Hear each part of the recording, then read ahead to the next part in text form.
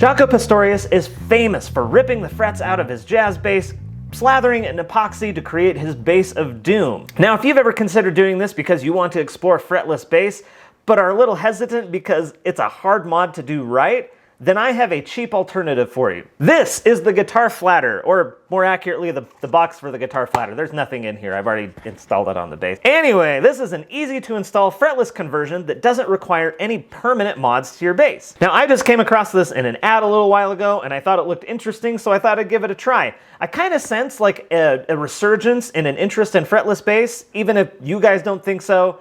And also, I might be ahead of Google Trends, but at any rate, it's only 50 bucks, so like, why not? It's cheaper than any fretless bass I could buy, and I figure if I don't like it, I can either sell it or give it away to my patrons. The bass flatter is basically just a big chunk of plastic or plexiglass or epoxy. I'm actually not totally sure. It doesn't say anywhere on their website, nor does it say anything on the packaging, but essentially you just loosen up your strings, snap this onto the neck. It's a very tight fit, but it does fit.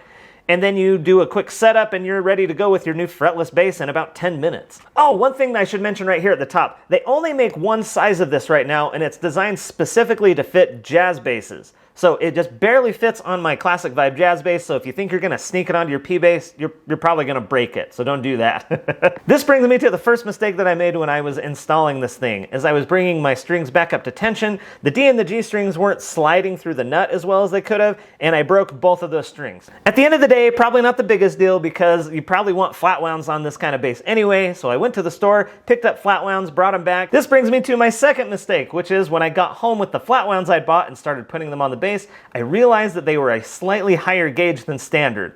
So what we're going to do is tune this to BEAD instead of the traditional EADG tuning. It's going to be fine, I promise. Incidentally, this string gauge works really well for this tuning, so if you were wanting to explore this lower tuning on a 4-string bass and didn't want to file your nut too much, this is what I would recommend. This actually feels really good.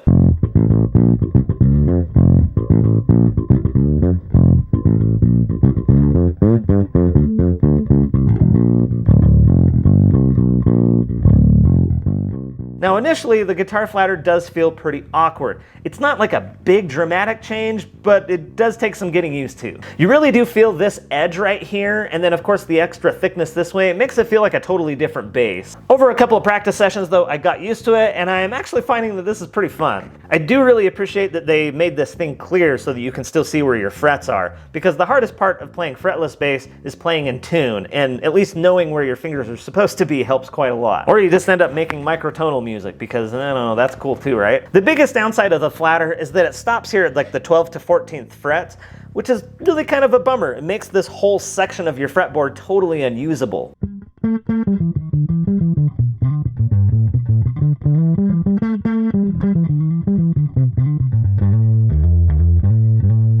I can't really figure out why they decided to stop here instead of going at least to where the neck meets the body, if not the full 20 frets. Like, I'm the last person in the world looking for more frets than 20, but like, getting to like at least here would help quite a bit. It could be an attempt to make this thing more broadly compatible or something like that, but I really hope that in a version 2 they figure out a way to make it go at least to where the neck meets the body, if not cover the full 20 frets, because I'm certain that's going to be a major deal breaker for a lot of people who would otherwise be interested in this.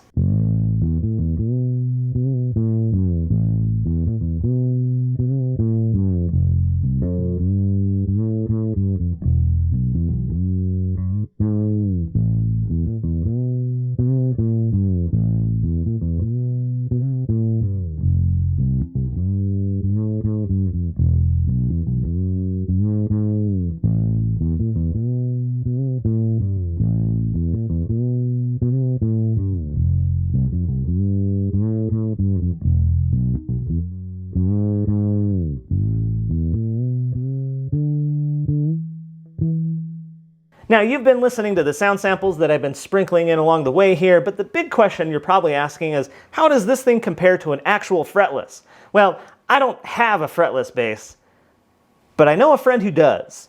Look at this thing! Isn't it pretty? You know what you need to do. Go ahead and pinch that like button to thank Low and Lobster for letting me borrow not just this bass, but these two basses as well.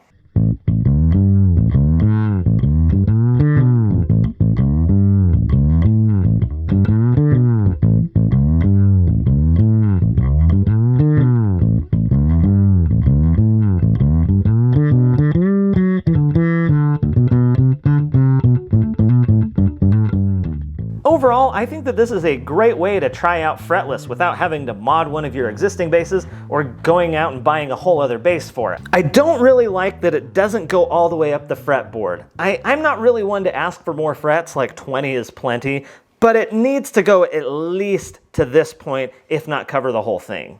The second thing that I'd really love out of a V2 of this thing is more sizes, more wider compatibility. It's kind of a bummer that the only kind of a bass that you can put this on is a Fender style jazz bass, because what I'd really like to do is put this on my 5-string Yamaha. I think it would be so sick on that bass.